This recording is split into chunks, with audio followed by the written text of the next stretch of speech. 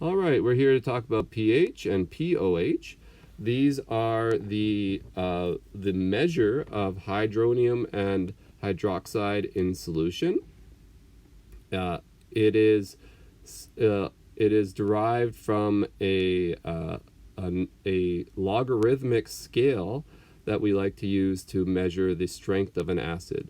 So the strength of an acid is dependent on how much hydronium ions are in solution. So if you make a solution that has a very high hydronium concentration, then we consider that to be a very strong acid. If we have a very high concentration of hydroxides, then we consider that to be a strong base or a weak acid. And so we have a scale called the pH scale, and it was found that that this scale was the most straightforward if we used a logarithmic scale. So we'll get to that. Notice that a lot of our calculations have involved a value that was 10 to the power of something in that scientific notation, and it turned out that because of this 10 to the power, it was much better to organize things by essentially the value of that power. So here we go. So in 1909, a Danish chemist named Søren Sørensen developed a simplified system for referring to the degree of acidity of a solution. He called it the pH, or Ponce's power of hydrogen. I've also heard it in French, pourvoir de hydrogène. So therefore, pH describes the concentration of hydronium or hydrogen ions in solution. It's defined as the negative log of H plus, or pH is equal to the negative log of H plus. So there it is. We'll use protons and hydroniums interchangeably. As you get up in the levels in university, they prefer you to use hydroniums, and they try to avoid using the proton, but certainly the proton is very common, especially in the high school level. So all we're going to be doing to start is to practice taking the log of different values. So I went straight into it with negative logs.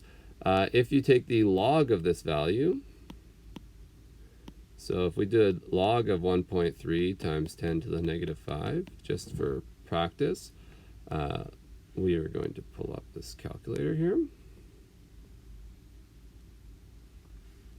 Clear. So first, find your log. Sometimes you'll have a log x button like this. This allows you to do the log of any base. Logs can be of any value, but we're talking about log 10, or often just represented as log on your calculator. So if we did 1.3 times 10 to the power of negative 5, and I find equals, I will get a negative number. So because log is essentially finding the value at the power of 10, whatever the exponent is on that 10, that's what the log is really kind of finding, with a little bit of variance based on the first number. We are going to find that the values are negative because we're always dealing with very small concentrations. And so we end up with negative 4.88. So in pH, we end up putting a negative in front of that to counter that negative value. So here's our 4.88, 10.14, 2.27. This one, if you rewrote this in the scientific notation, this is one of the reasons we really stress scientific notation, it would be 10 to the negative 3. So what do we see in sort of commonality? We see that 4.88 is almost 5. 10.1 is similar in some ways to a negative 11, especially if you were to round this 7 up to 10. And even 5.4, if you rounded, that actually would round up to the next digit, and it's negative 3 and 2. So you should always get a value that is close to the power on that 10. Once you take the negative log, it should be close to the power of the 10, never more than plus or minus 1 from that power if you have your scientific notation correctly. So the pH in most solutions ranges from 0.1 to 14. There's been the occasional experimental solution that has gone beyond this range. There are even negative pHs, but those are really, really difficult to make. We're never going to be able to make one in a lab, in our lab, and I've heard of 14.5 or something like that. So there definitely are pHs that go up there. So here is our pH range. Here is the strongest acid that we could possibly create in our lab. It's 1 times 10 to the 0. That means it's 1 molar hydronium, and that gives us a pH of 0. H plus would be 1 times 10 to the negative 7 moles of hydrogen. Notice that this is the concentration from our KW law. And so that's a pH of 7. So this is the pH of neutral water. Of neutral water. And then pH 14, this would be a solution that has almost no hydrogen, as 10 to the negative 14 moles of hydrogen and moles of hydrogen per liter, and that is our pH of 14, a very, very basic solution. So this is basic, and this is acidic, and this is neutral. So to do calculations between pH and H3O, we can see that we could just simply take the concentration. Once we have the concentration of the amount of hydronium, so here we have a 1-to-1 solution, a monoprotic proton solution, or a monoprotic acid. We convert from the concentration of acid to the concentration of hydronium. So that's where I need my equation here. And then I punch it in the negative log equation. We get 5.3.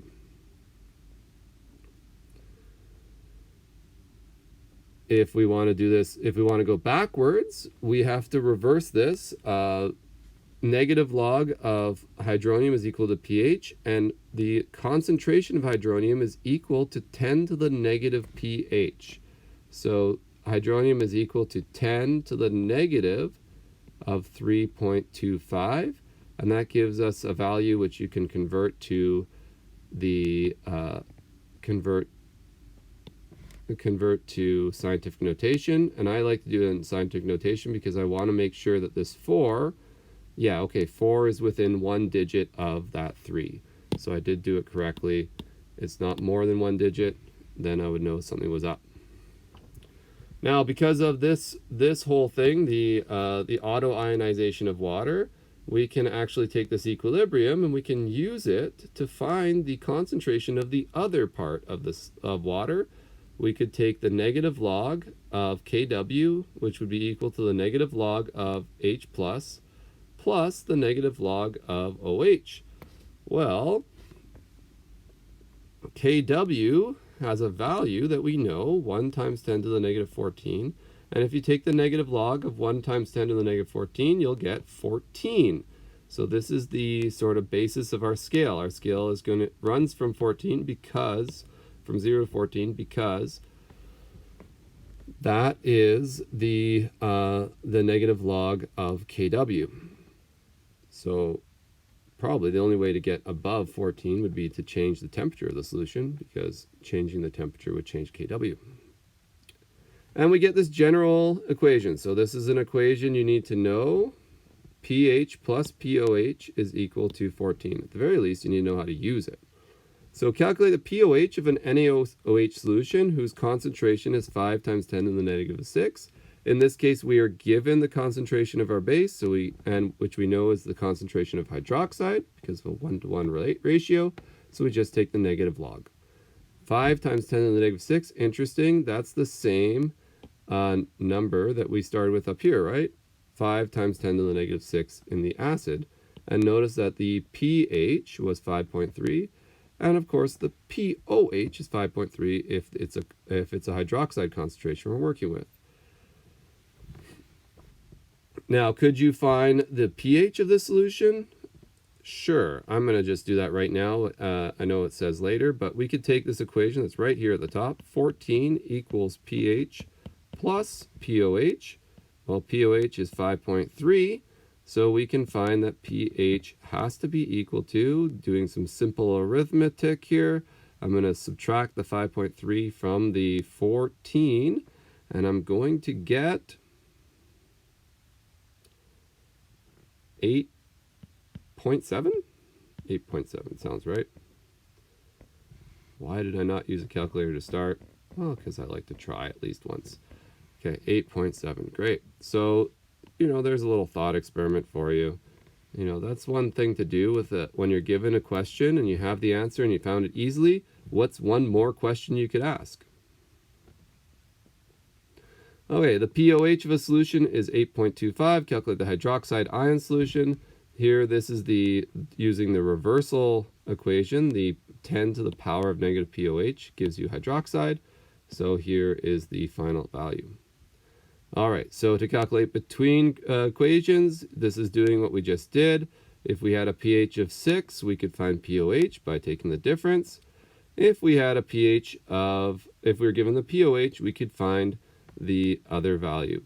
So a good little diagram for you to sort of put in your head is that pH can be converted into H plus by taking 10 to the negative pH. That will give you H plus going that way. If you want to go from H plus to pH, then you're going to take the negative log of H plus. That's going to give you this way, that's going to go that way. Now HPH can be converted into pOH because 14 minus pH is equal to pOH. And you could also go upwards because pOH, because 14 minus pOH is equal to pH. And just by the same token as what we did above, you could take this pOH and convert that into an OH concentration. And to do that, you would take you would take 10 to the power of negative pOH.